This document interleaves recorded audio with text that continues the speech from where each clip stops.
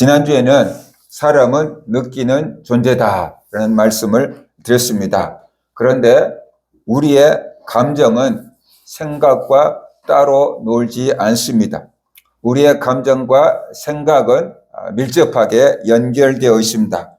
그렇다면 왜 하나님은 우리에게 느낌만 주시는 게 아니고 생각까지 할 수 있게 하셨을까요? 그것은 인간을 분리된 나누어진 존재가 아닌 하나로 된 통전적인 존재로 만드셨기 때문에 그렇습니다. 마음은 하나입니다. 하나의 마음 안에서 생각과 느낌이 나오는데 하나의 마음에서 나온 생각과 느낌은 하나님을 향하도록 만들어진 것입니다.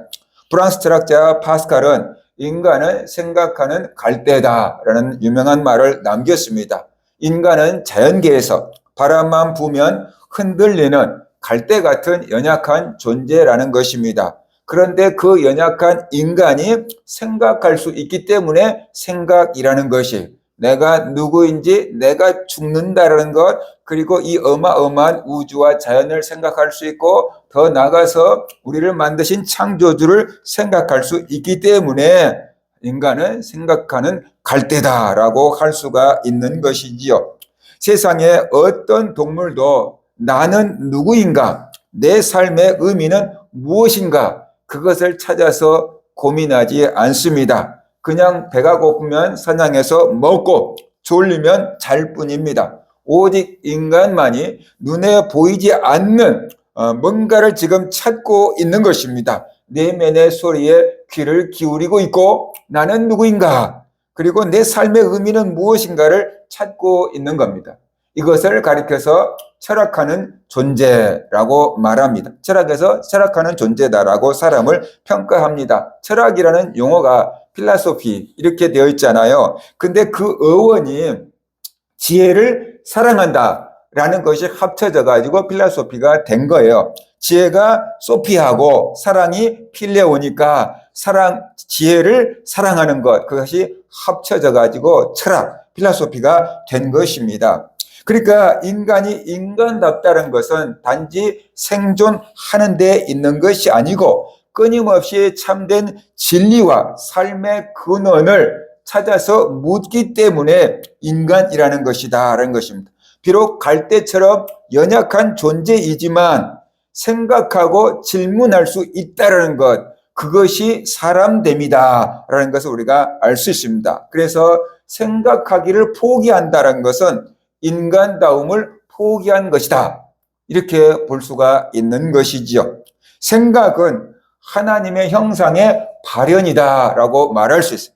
하나님이 우리에게 생기를 불어 넣어 주셨기 때문에 우리가 생각할 수 있고 느낄 수 있는 존재가 된 것입니다. 인간이 생각하는 능력을 가진 이유는 다른 동물들보다 지능이 좋아서 그런 것이 아니고 창조주 하나님과 소통하도록 우리에게 생각할 수 있는 기능을 넣어주신 거다라고 할 수 있습니다.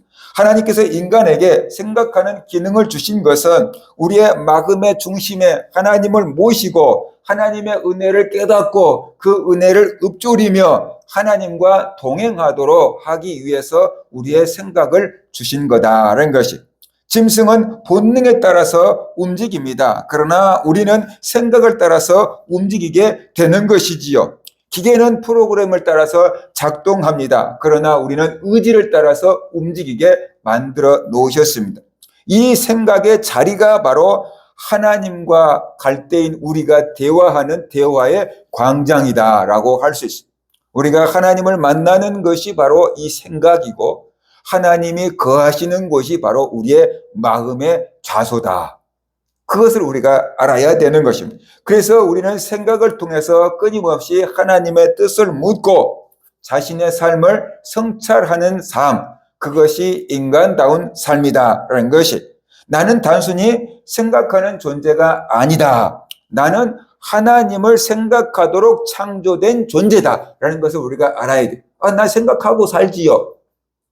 그런데 하나님을 생각하지 아니하고 세상 것만 생각하고 살면은 참다운 인간다운 생각을 하지 않는 거다라는 것이. 그러므로 인간다움은 스스로에게 질문할 때 시작이 되고 하나님의 답을 들을 때 완성된다라고 할 수 있어요. 사람으로 태어났으니까 다 사람이 아니고 인간답게 사는 것은 질문할 때 인간다워지고 하나님의 답을 들을 때 그 인간다움이 완성된다라고 볼 수가 있는 것. 하나님을 만날 때 비로소 사람다운 사람이 된다라고 할 수 있습니다. 시편 143편 5절을 보면은 내가 옛날을 기억하고 그랬어요. 하나님이 베풀으신 은혜를 옛날을 기억하고 주의 모든 행하신 것을 읊조리며 그 하나님이 해주신 일을 입으로 읊조리며 중얼거리며 주의 손이 행하신 일을 생각하고 이렇게 말하고 있어요. 그러니까 우리의 모든 생각이 기억하고 읊조리고 생각하고 무엇을? 하나님이 하신 일을 그렇게 하도록 우리의 생각을 만들어 주셨다라는 것이. 그래서 마금은 하나님을 만나는 광장이다. 생각은 하나님을 만나는 장소다라는 것을 우리가 알아야 돼요. 여러분의 생각 공간에 하나님이 들어오실 자리가 있습니까? 우리가 다른 것을 너무 많이 생각하므로 우리의 생각 속에 하나님이 들어올 자리가 없는 것은 아닙니까? 사관에 있을 곳이 없었더라라고 말씀하신 것처럼 우리의 생각 속에 하나님이 들어올 자리가 남아있지 않는 경우가 많다는 것입니다. 오늘날 우리는 이 귀한 철학하는 능력을 잃어버린 채 살고 있습니다. 사람이 철학하는 능력을 잃어버려서 사람인데 사람답지 않게 살고 있습니다. 하나님을 생각하도록 설계된 우리의 생각의 공간에 죄로 말미암아서 오염이 되었어요. 그래서 생각하지 않고 살고 있고 생각을 해도 엉뚱한 것을 생각한 채 살고 있다는 것을 알아야 됩니다. 그래서 왜 우리가 철학하는 능력을 잃어버리고 왜 생각하는 능력을 잃어버린 채 살고 있느냐? 생각의 아웃소싱 시대이기 때문이다라는 것이. 그 아웃소싱이라는 말이 어려운데 나의 생각을 대신해 줄 누군가에게 맡겨버린다라는 것이. 우리는 그것을 전혀 이상한 것이 아닌 것처럼 생각하고 있습니다. 여러분 기억할 수 있는 전화번호가 몇 개나 됩니까? 제가 기억할 수 있는 전화가 5개가 안 되는 것 같아요. 10개가 되면 많은 것 같아요. 가족들이지만 제가 제 자녀들 핸드폰 번호를 기억을 못해요. 왜냐하면 이름 검색하면 나오니까 누르면 되거든요. 번호를 외우지 않고 있다라는 것이. 그러니까 우리의 생각을 다 핸드폰에다가 맡겨놓고 살고 있지 않냐라는 것이. 그것이 생각의 아웃소싱이다 라는 얘기를 지금 하고 있는 것입니다. 우리는 궁금한 것이 있어도 사색하지 않습니다. 생각하지 않습니다. 요즘 사람들 궁금한 거 있으면 뭐 합니까? 검색합니다. 궁금한 것 있으면 사색하지 않고 궁금한 것 있으면 검색합니다. 나의 취향을 분석해서 선택을 유도할 알고리즘의 선택을 대신 따릅니다. 나 선택하기가 굉장히 힘듭니다. 선택장애가 있어요. 어려워요. 생각하기 싫거든요. 그러니까 네가 다 알아서 찾아줘. 내 스타일 알지? 텔레비전 채널 네가 추천해줘. 그래서 그냥 알고리즘이 알아서 그냥 텔레비전이든 유튜브든 싹 다 네 요거 필요하지? 요거 좋아하지? 계속 줄을 지어서 올라오고 대기하고 있는 겁니다. 추천 영상이 나의 취향을 만들고 내비게이션이 내 방향을 결정합니다. 저도 운전하지만 내비게이션 없으면 아무 데도 못 갑니다. 생각합니다. 옛날 사람들은 어떻게 지도책 보고 다 다녔을까? 정말 궁금해요. 근데 요즘에는 그냥 그거 가라는 대로만 가면 집에 오니까 따라다니는 거거든요. 생각을 안 하는 거지. 지도 볼 줄 몰라요. 내비게이션만 볼 줄 알면 되지 지도 볼 줄 모른다 그 말이에요. 그래서 생각을 다른 것한테 다 맡겨놓고 외주 주고 있는 실존 같은 거다는 것을 우리가 알아야 돼요. 그 결과가 뭡니까? 편해요. 그죠? 근데 생각의 근육이 퇴화되어 버렸어요. 운동하지 않으면 근육이 없어지지요. 그것처럼 우리가 생각하지 않으니까 생각하는 근육이 퇴화돼 버렸다는 것이에요. 그래서 조금만 생각하라고 하면 골치 아파요. 생각하기 싫어요. 이런 식으로 우리가 반응하는 시대가 돼버린 것입니다. 그리고 우리가 생각을 해도 다른 것을 생각합니다. 하나님을 생각하라고 했는데 하나님을 묵상하는 대신 돈을 묵상합니다. 하나님이 해주신 은혜를 생각하기보다는 땅의 것들을 묵상하며 살아갑니다. 죄는 이렇게 우리의 시선을 하늘에서 땅으로 끌어내려 버렸다. 그래서 하나님을 생각하고 하늘의 것을 생각할 수 있도록 생각의 기능을 주었는데 돈을 생각하고 땅의 것을 생각하도록 우리의 생각이 오염되어 버렸다라는 것입니다. 그 다음에 두 번째는 효율성만 따지는 가성비가 지배하는 세상이기 때문에 그렇습니다. 이것이 옳은가 그른가는 별로 생각하지 않습니다. 이것이 가성비가 괜찮아? 그것을 따지게 되는 거죠. 그죠? 그러니까는 하나님 앞에서 옳은가 틀린가를 우리가 생각하기 이전에 이게 가성비가 좋냐 나쁘냐를 따져버리는 그런 시대가 되어버렸다는 것입니다. 하나님의 말씀을 읊조리라고 했는데 우리는 밤낮 없이 하나님의 말씀을 묵상하고 읊조리는 것이 아니고 세상의 어려운 현실만을 묵상하고 있고 안 된다, 못한다, 불가능하다, 힘들다 그런 소리만 중얼거리고 있을 때가 많다. 현실이 어려우니까. 그러면서 우리가 현실만 중얼거리고 있을 때가 많다는 것입니다. 그 다음에 세 번째는 자극적인 쾌락에만 반응하게 만드는 도파민 중독과 모든 에너지가 소진된 번아웃 상태이기 때문이다라는 것이 깊이 생각할 힘이 없어요. 생각하는 데는 굉장한 에너지가 필요하거든요. 이 뇌가 몸에서는 작은데 우리의 신체 에너지의 굉장히 많은 부분을 뇌가 활용을 해요. 생각하는데 그만큼 힘이 든다는 거예요. 근데 우리가 생각할 힘이 없어요. 그래서 영혼은 멍한 상태가 되고 질문하지 않는 상태가 돼버린 것입니다. 알아서 질문 안 하는 게 아니고 몰라도 질문할 수 없는 상태가 돼버린 것입니다. 하나님은 인생길에서 하나님을 잊지 말라고 우리에게 경고하셨지만 우리는 너무나도 쉽게 하나님의 은혜를 잊어버립니다. 신명기 8장 2절 내 하나님 여호와께서 이 40년 동안 내게 광야 길을 걷게 하신 것을 기억하라. 생각하라는 것이에요. 이는 너를 낮추시며 너를 시험하사 네 마음이 어떠한지 그 명령을 지키는지 지키지 않는지 알려 하심이라. 광야 40년 동안 경험을 잊지 말고 기억하라라는 것이 생각하라라는 것이. 근데 우리는 하나님이 하신 일을 너무 쉽게 잊어버리고 사람이 나에게 상처 준 것은 죽을 때까지 잊어버리지 않고 기억하고 있다라는 거지. 하나님이 나에게 베푸신 은혜는 쉽게 잊어버리고 누군가가 나에게 상처 준 말 한마디는 무덤에 갈 때까지 가지고 간다라는 거지. 얼마나 우리의 생각이 오염됐는가를 우리가 알아야 됩니다. 우리가 생각을 하더라도 영의 생각을 하지 아니하고 육체적인 생각만을 자꾸만 한다는 것입니다.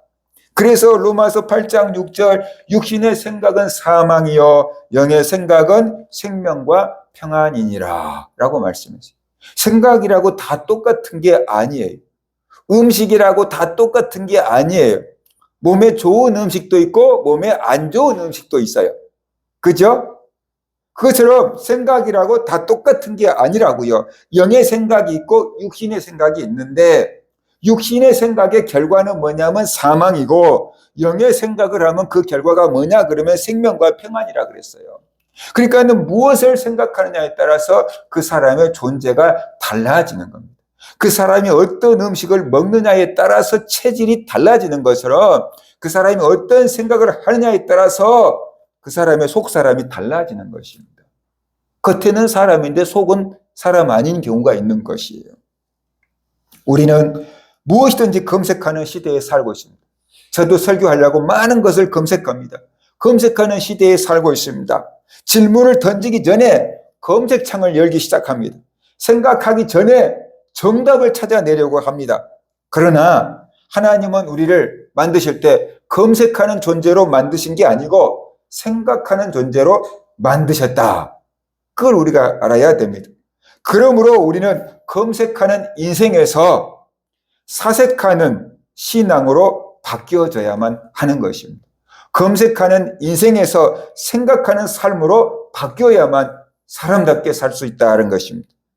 검색하는 인생에서 사색하는 신앙으로, 검색하는 인생에서 질문하는 신앙으로 바뀌어야 하는 것입니다. 답을 찾아서 검색하기 전에 하나님의 뜻이 무엇일까?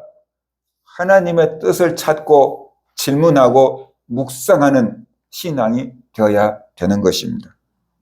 그렇다면 이렇게 질문과 성찰을 멈춰버리고 현실만 따라가다가 우리가 잃어버린 것 무엇이고 놓쳐버린 것은 무엇일까요?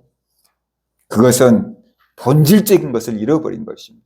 우리 인생에 있어서 본질적인 것을 잃어버렸다는 것입니다. 내 삶을 해석할 수 있는 영적인 힘을 잃어버렸다는 것입니다. 내 삶을 해석할 수 있는 기능을 잃어버리고 그냥 멸망의 길을 가도 아무 생각 없이 가고 있는 것입니다.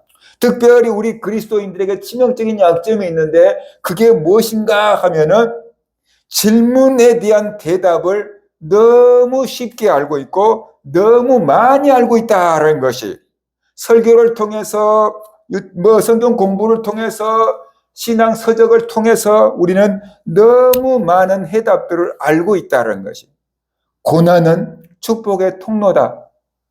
하나님은 사랑이시다. 기도하면 응답된다. 그런 답들을 너무 많이 알고 있어요. 그런데 문제는 뭐냐 그러면은 우리가 이런 답들을 너무 많이 알고 있는데 막상 내가 고난을 당하면 내가 알고 있던 그 대답들이 하나도 도움이 안 된다는 것이.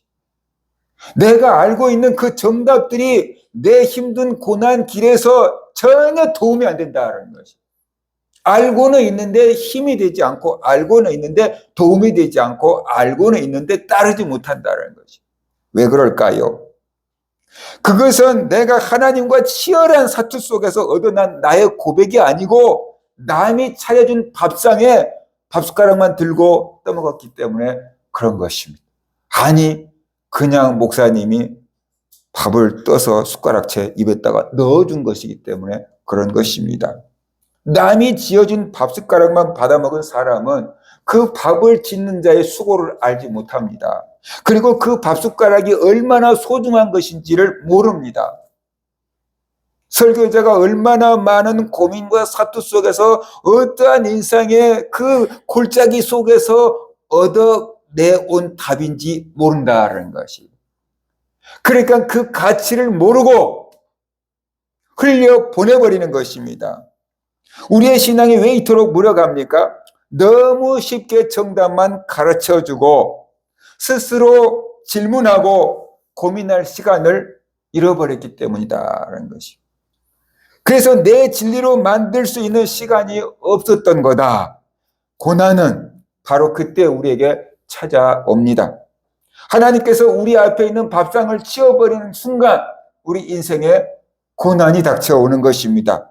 이제 남이 떠주는 밥만 받아 먹지 말고 네가 직접 씨를 뿌리고 거두고 밥을 지어서 먹어봐라 라고 하나님께서 고난으로 우리를 초청하는 것입니다. 성숙의 길로 우리를 초청하는 것이다. 그것을 우리가 알아야 되는 것이죠. 욥을 보십시오. 하루아침에 모든 것을 잃었습니다. 가족을 잃고 종들을 잃고 가축들을 잃고 재산을 잃고 건강을 잃고 다 잃었습니다. 그때 욥이 어땠습니까? 입 다물고 가만히 있었습니까? 아닙니다. 욥은 끊임없이 하나님께 질문을 쏟아 넣습니다. 끊임없이 하나님께 질문을 합니다. 하나님, 왜 저에게 이런 일이 일어납니까? 내가 무슨 잘못을 했다고 나에게 이런 고난을 주십니까? 그러면서 하나님께 따져 묻습니다. 믿음이 없어서 따져 묻는 게 아닙니다. 믿음이 없으면 하나님께 따져 묻지도 않습니다. 하나님의 존재를 알기 때문에 하나님께서 세상을 섭리하시고 자기 인생을 주장한다는 걸 알기 때문에 하나님께 따져 묻고 있는 것입니다. 그런데 하나님이 대답을 해주지 않습니다. 욥이 그렇게 간절하게 질문하는데 하나님이 대답을 해주지 않습니다. 하나님이 대답을 해주셨다 그러면 욥기가 42장까지 가지 않았을 것입니다. 3, 4장에서 끝나버렸을 수 있습니다. 하나님이 침묵을 하십니다. 그러니까 욥이 또 따져 묻습니다. 하나님, 왜 침묵하십니까? 나는 이렇게 부르짖는데 왜 가만히 계십니까? 뭐라고 대답이라도 좀 해주세요. 뭐라고 말씀이라도 좀 해주세요. 그러면서 욥이 질문을 하고 따져 묻습니다. 그 깊은 침묵의 시간은 하나님이 욥을 외면하는 것처럼 보였어요. 욥도 그렇게 느꼈을 것이고 욥의 친구들도 그렇게 느꼈을 것이에요. 그런데 성경을 우리가 42장까지 다 보고 나면 하나님이 침묵하시는 시간은 침묵하시는 게 아니었구나, 외면하시는 게 아니었구나 라는 것을 알게 돼요. 욥이 남이 떠주는 밥을 받아먹는 상태에서 벗어나서 스스로 생각하고 고민하고 질문하고 하나님 앞에 치열하게 씨름을 할 수 있는 사색의 시간, 생각의 시간, 질문의 시간, 공간의 시간을 허락해주고 있는 거였던 거다라는 것입니다. 정답을 검색하는 인생이 아니고 하나님의 뜻이 무엇인지 처절하게 찾고 묵상하는 진짜 신앙인으로 빚어가는 과정이었던 거다라는 것이죠. 반면 욥의 친구들은 온갖 세상의 정답을 다 알고 있습니다. 죄 때문에 고난이 온 거다. 회개하면 회복된다. 그러면서 막 가르치려 들잖아요. 그들은 데이터화된 정답을 내놓았지만 그것은 살아있는 답이 아니었습니다. 다른 사람에게는 맞을지 몰라도 욥에게는 맞지 않았습니다.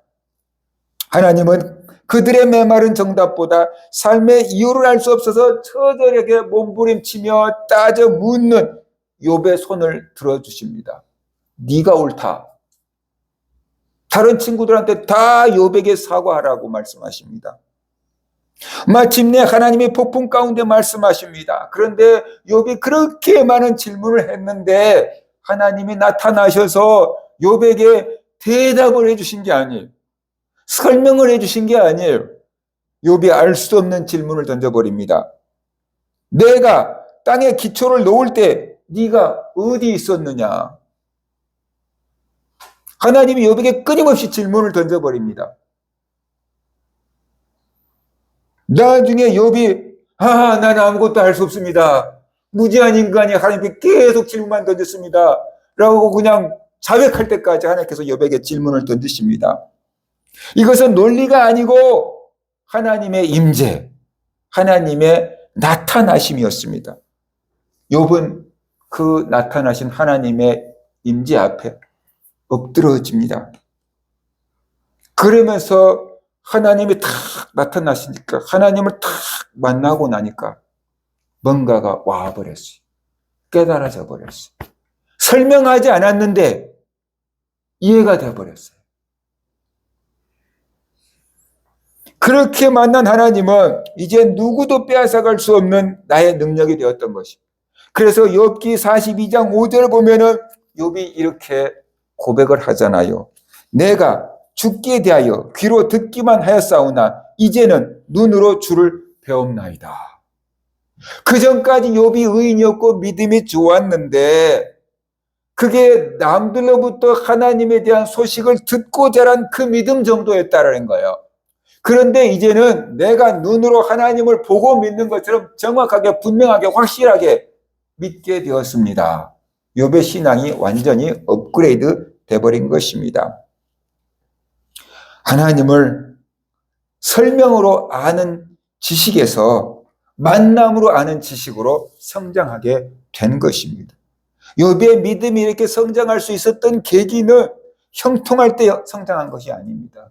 고난 가운데서 성장한 것입니다. 근데 고난 당한다고 다 믿음이 성숙해지냐? 그것도 아닙니다. 욥은 고난을 당할 때 생각했습니다. 그리고 하나님께 질문했습니다. 하나님은 침묵하십니다. 그래서 단순한 질문 갖고는 안 되는구나. 욥은 하나님 앞에 씨름합니다. 야곱이 야복강에서 전사와 씨름하듯이 하나님께 씨름합니다. 처절하게 몸부림치면서 왜 이렇습니까? 내 인생이 무엇입니까? 어떻게 이해해야 됩니까? 하나님의 뜻은 무엇입니까? 끊임없이 질문을 쏟아놓으면서 하나님과 씨름합니다. 그때 하나님이 욥에게 나타나셨습니다. 그래서 욥은 정체성을 회복하고 하나님이 여전히 나와 함께 계셨구나. 하나님이 여전히 나를 사랑하셨구나. 정체성을 회복하게 된 것이 하나님을 만나고 나니까 모든 문제가 다 풀려버리게 된 거예요. 이해하게 된 게 아니에요. 모든 것들을 다 이해하게 된 게 아니에요. 설명 들은 게 아니에요. 근데 하나님을 만나고 나니까 뭔가가 다 풀려버린 거예요. 그래서 이제 하나님을 눈으로 보고 알게 됐습니다라고 고백하게 된 거지요. 남이 알려준 정답보다 내가 깨달은 작은 것 하나가 훨씬 힘이 되다. 그것을 우리가 알아야 돼요. 목사님이 설교를 통해서 수없이 많이 가르쳐 준 것보다 여러분이 그 말씀 하나를 딱 삶 가운데서 체험하고 경험한 것이 훨씬 더 힘이 된다. 목사님 말씀대로 되네. 그것이 고난의 현장에서 하나님께 질문하십시오. 교회 성도들은 질문하지 않는 성도들로 훈련됐어요. 묻지도 말고 따지지 말고 믿어 일어나가지고 그냥 묻지도 않고 따지지 않고 그냥 믿으라고 하니까 그래서 믿어지면 좋아요. 근데 안 믿어지는데도 모르겠는데도 묻지도 않고 따지지도 않고 믿지도 않고 가만히 있을 수 있잖아요. 하나님께 물어야 돼요. 따져야 돼요. 그래서 하나님 만나야 돼요. 그게 진짜 내 거예요. 그게 진짜 내 거예요. 신앙 간증을 남겨야 돼요. 여호와를 경외하는 것이 지혜의 근본이기에 성경은 우리 인생의 세 가지 근본적인 질문에 답을 해주고 있습니다. 첫째는 우리는 어디서 왔는가? 사람들은 우리는 어디서 왔는가 질문해요. 그게 인문학의 기초예요. 이게 없으면 인문학 아니에요. 근데 창세기 1장 27절 하나님이 자기 형상대로 사람을 창조하시되 이렇게 말씀해버렸어요. 우리는 우연한 존재가 아니다. 하나님의 형상을 닮은 존재다. 나는 소비하는 존재가 아니고 하나님을 경외하도록 만들어진 존재다. 히브리서 3장 1절 그러므로 함께 하늘의 부르심을 받은 거룩한 형제들아 우리가 믿는 도리의 사도이시며 대제사장이신 예수를 깊이 생각하라. 예수님을 생각하는데 그것도 깊이 생각하라. 그럴 때 예수님을 경외하게 되는 열매를 맺게 되는 것입니다. 두 번째, 왜 갈증을 느끼는가? 조금 풍요로워지면 괜찮은 것 같은데 아무리 쌓아도 만족하지 못하는 것이 사람이거든요. 왜 갈증을 느끼는가? 솔로몬이 그 갈증을 느낀 거예요. 전도서 3장 11절 솔로몬이 깨닫고 고백하는 것. 영원을 사모하는 마음을 주셨느니라. 하나님 우리에게 영원한 것을 사모하는 마음을 주셨기 때문에 그것이 아니고서는 계속 갈등을 느낄 수밖에 없다는 것이 사람은 영원을 향해서 설계된 존재입니다. 그러니까 나는 반응하는 존재가 아니고 분별하는 존재로 살아야 된다. 무엇이 영원한 것인가를 분별하며 사는 존재가 되어야 된다는 것입니다. 그 다음에 세 번째, 어떻게 살아야 하는가? 사람들은 어떻게 살아야지? 그 질문합니다. 근데 어떻게 살아야지? 그 질문은 어떻게 하면 돈을 벌지? 그 질문과 거의 연결되어 있어요. 근데 성경은 그게 아니고 마태복음 6장 33절 먼저 그의 나라와 그의 의를 구하라. 미가서 6장 8절 정의를 행하며 인자를 사랑하며 겸손히 내 하나님과 함께 행하라. 이렇게 말씀을 하고 있어요. 하나님과 함께 행하라. 하나님의 나라를 위해서 살아라. 나는 세상 유행에 떠밀려 사는 존재가 아니라 하나님의 나라를 위해서 사는 존재이고 하나님과 동행하는 존재가 되어야 될 줄로 믿습니다. 성경은 인생의 방황을 끝내는 유일한 지도입니다. 하나님을 만나면 인생의 방황이 끝나게 됩니다. 그러나 하나님을 만나지 못하면 죽을 때까지 방황하는 삶을 살게 되는 것입니다. 내 삶의 방향을 결정할 때 말씀의 지도를 들고 결정하는지 우리를 돌아봐야 한다라는 것입니다. 우리는 생각의 주도권을 빼앗겨서 그리스도인으로서 누려야 될 풍성한 삶을 빼앗기고 있는 것입니다. 내가 뭔가 잃어버린지를 모르고 살아요, 사람들이. 여러분, 매일 무엇을 묵상하면서 삽니까? 우리가 묵상한다라고 하면 굉장히 어려워요. 저도 묵상하고 큐티하는 스타일이 아니었어요. 기도하는, 그냥 기도하는 사람을 만났으니까 그냥 무작정 무식하게 그냥 기도하는 스타일이었어요. 신학을 아무리 해도, 큐티를 아무리 해도, 큐티 교수가 날 보고 전도사님은 이거 큐티가 아니고 성경 해석입니다. 그렇게 달아줬어요. 큐티 어려웠어요. 묵상 어려웠어요. 성경 들고 뭘 해야 되지? 그런데 어느 날 깨달았어요.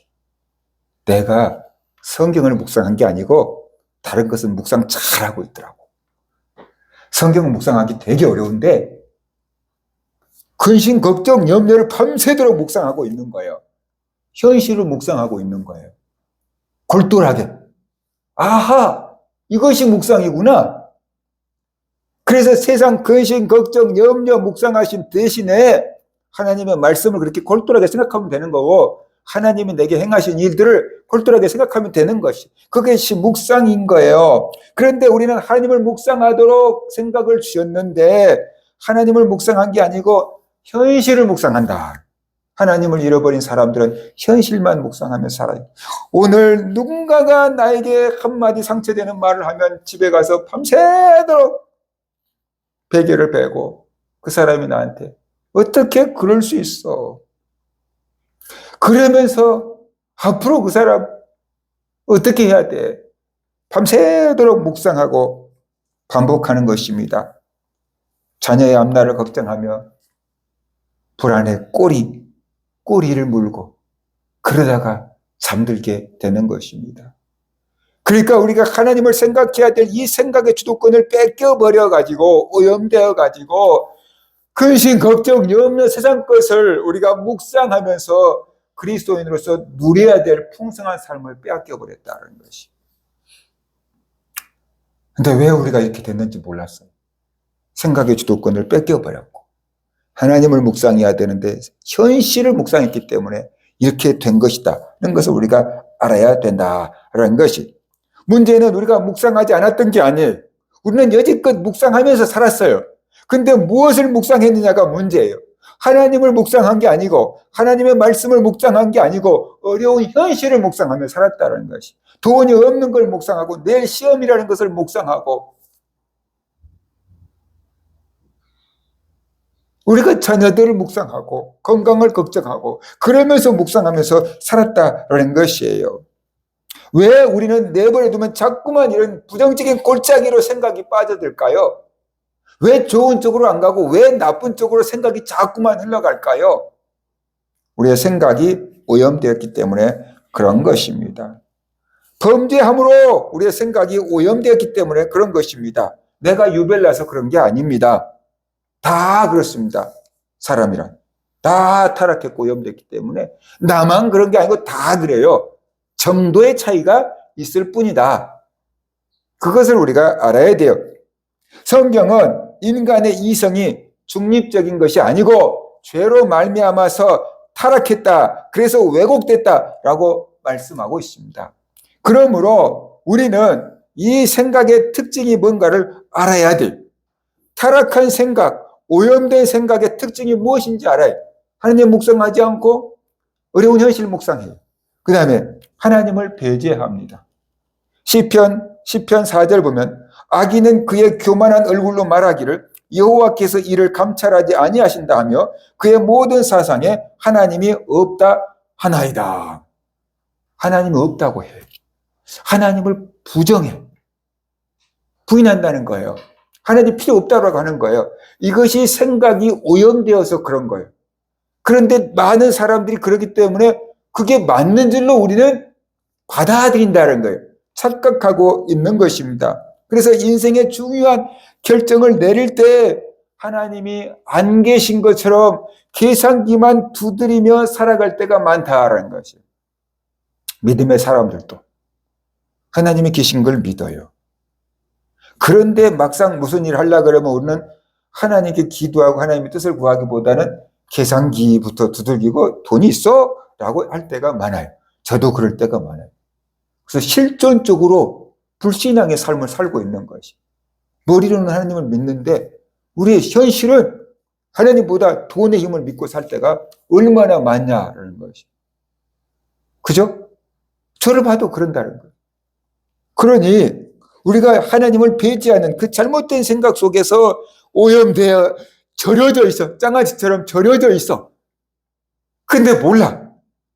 아, 내 생각이 오염되어 있구나. 세상에 절어 있구나. 이런 것을 우리가 알아야 돼. 그 다음에 하나님의 약속을 의심합니다. 하나님께서 걱정하지 마라. 내가 너를 돌봐주겠다. 먹을 것, 마실 것, 입을 것 염려하지 마라. 그런데 우리는 자꾸만 염려하잖아요. 만약에 안 되면 어떡하지? 안 해주시면 어떡하지? 늘 불안해하잖아요. 그래서 우리는 하나님보다 현실을 더 크게 보고 있어요. 그 생각이 오염된 거예요. 이 세상이 어마어마하게 큰 거예요. 그런데 이 어마어마하게 큰 세상을 누가 만드셨어요? 하나님이 만드셨어요. 그러니까 이 세상보다 크신 분은 누구예요? 하나님이에요. 그런데 우리는 하나님보다 내 앞에 닥쳐있는 이 문제를 더 크게 볼 때가 얼마나 많냐라는 거예요. 내 앞에 닥쳐있는 이 물질의 문제, 돈의 문제, 공부의 문제, 직장의 문제, 가정의 문제, 이것을 하나님보다 더 크게 볼 때가 얼마나 많냐. 사람으로는 할 수 없을 때 하나님에게는 능치 못할 일이 없다는 것을 믿으시기 바랍니다. 세 번째, 결국 자기의 뜻을 고집합니다. 하나님의 말씀보다 내 판단이 더 옳다라고 생각하고 하나님의 말씀을 따르기보다는 내 생각을 따라서 살지요, 우리가. 그러니까 내 생각의 주인이 하나님이 아니고 내 생각의 주인이 나라는 거예요. 나. 내 자아가 내 생각의 주인이 돼서 운전대를 붙잡고 운전하니까 불안하고 위험한 거예요. 저는 운전 별로 취미가 없어요. 그래서 운전 잘하신 분들이 운전을 해주면 아주 편해요.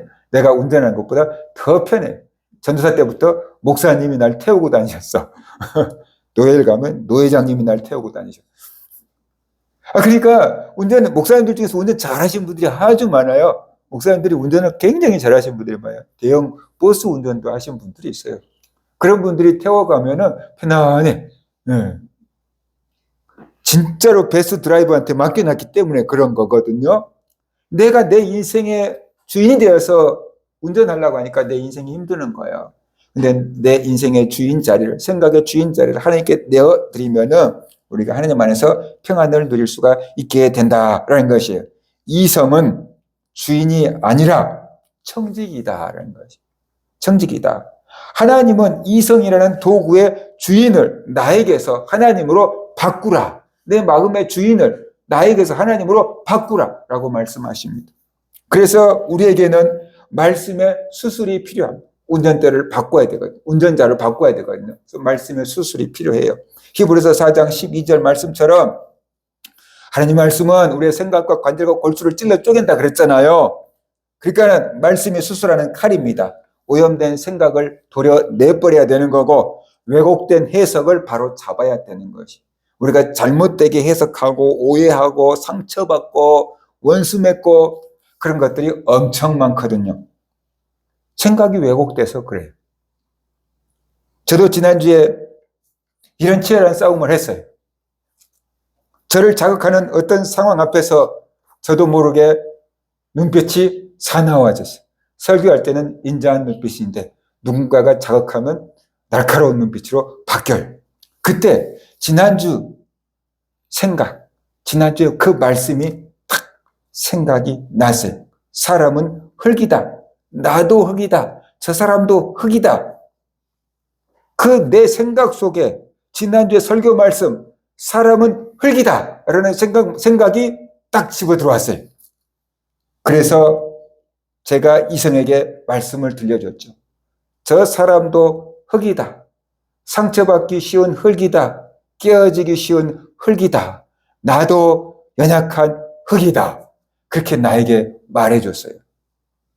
그랬더니 날카로웠던 마음이, 눈빛이 풀리고 마음이 녹아내렸어요. 그렇지 않았다 그러면은 네가 뭘 잘못했고 따져 물었을 수 있어요.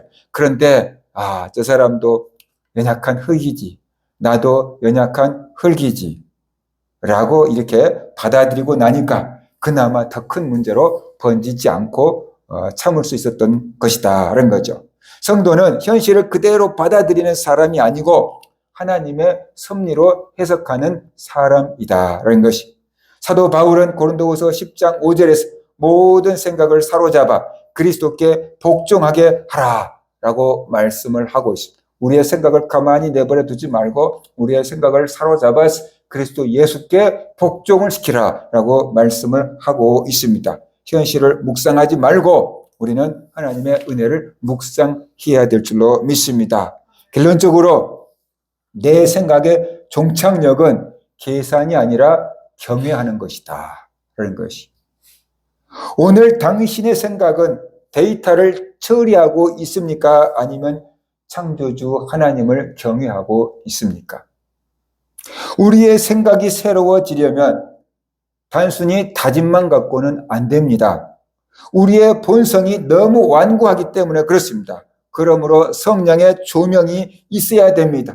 성령께서 우리의 마음을 치료해 주시고 굳어진 마음을 부드럽게 만들어 주셔야 합니다. 그러니까 우리는 성령 충만을 구해야 한다는 것이. 그렇다면 이제 말씀의 검으로 수술을 받고 성령으로 깨끗하게 수정된 우리의 생각은 어디로 흘러가야 됩니까? 뭔가 물은 흘러가야 되거든요. 방향을 찾아야 되거든요. 고이면 썩거든요. 그러면 우리의 깨끗해진 생각의 물줄기가 이제 흘러가야 될 방향은 어디입니까? 세 가지. 첫째로 왜 나인가? 라는 탄식에서 하나님의 섭리로 흘러가야만 된다는 것입니다.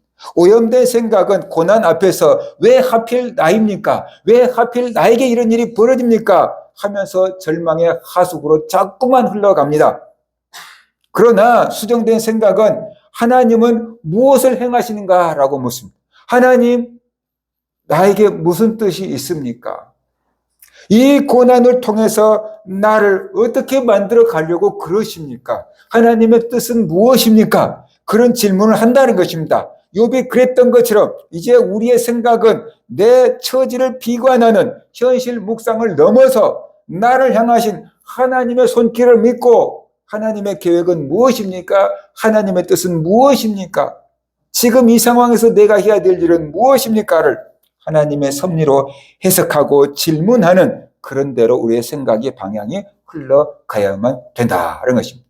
그 다음에 두 번째로 내 인생의 계산기에서 그리스도의 주권으로 생각을 옮겨야 됩니다.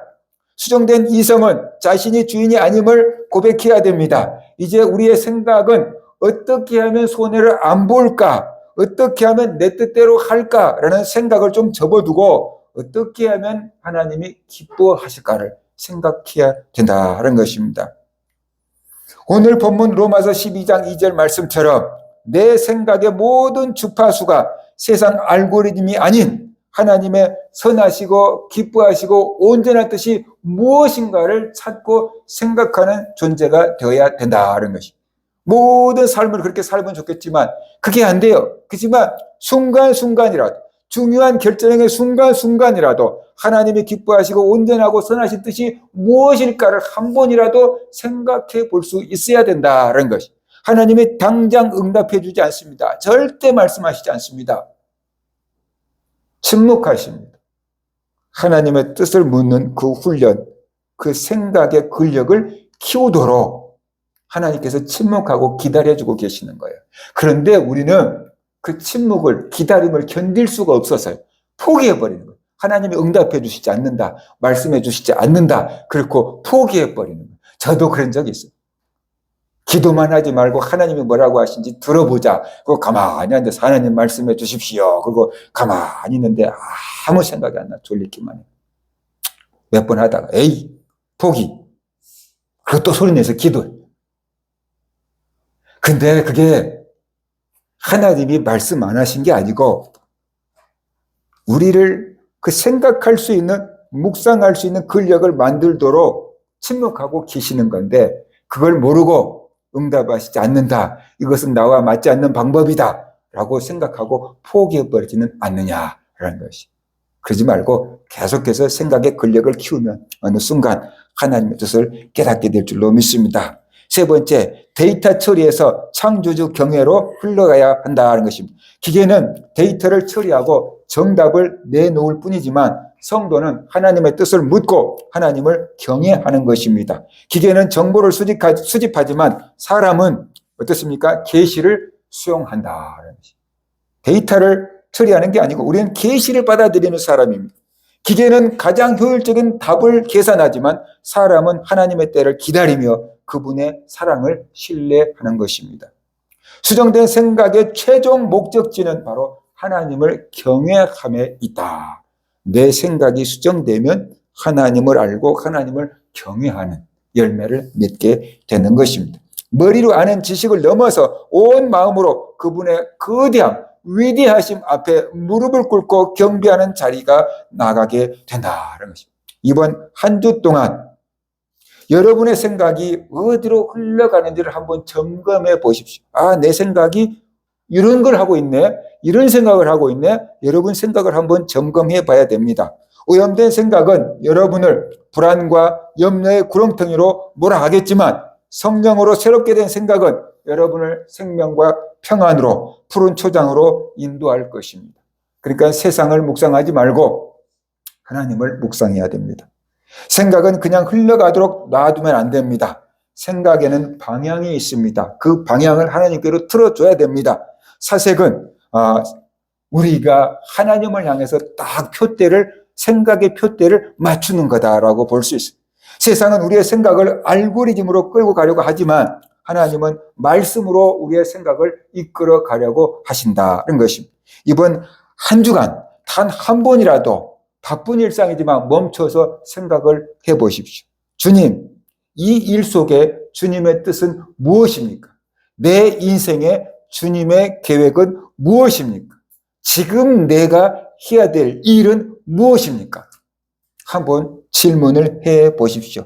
답이 오지 않더라도 안 온다고 했어. 오랫동안 해야 된다고 했어. 생각하시고 그런 질문을 계속해서 던져보기 바랍니다. 그 질문이 시작되는 순간 우리의 인생은 검색하는 인생에서 사색하는 인생으로 바뀌어버리고 계산하는 인생에서 경외하는 인생으로 바뀌게 되는 것입니다.